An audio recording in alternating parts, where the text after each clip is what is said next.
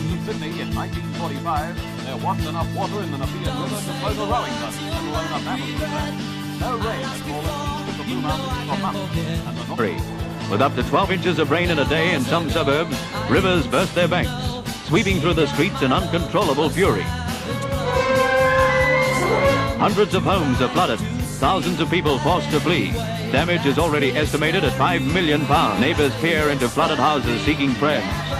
Others huddle on rooftops awaiting rescue or shelter just beyond the water's reach. At Windsor, the floods may have claimed another victim. The 15-year-old boy who fell from a boat was swept away by floodwaters, and despite a wide search of the area, has not yet been found.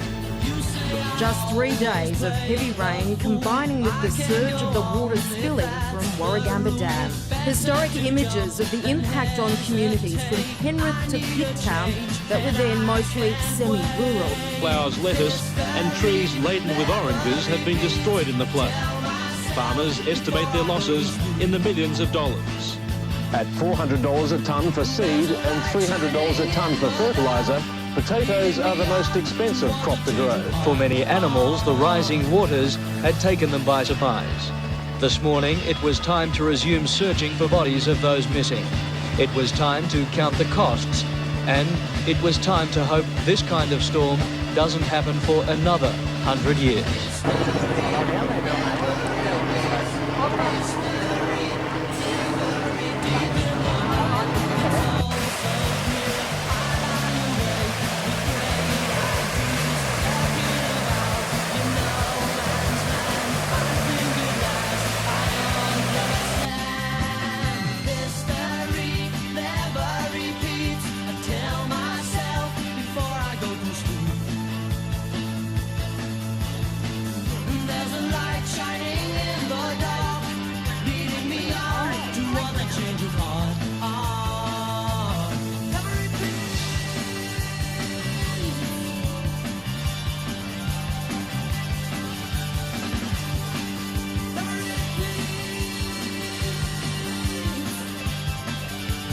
The Windsor Bridge, built to be flood-proof, swallowed up by rising water.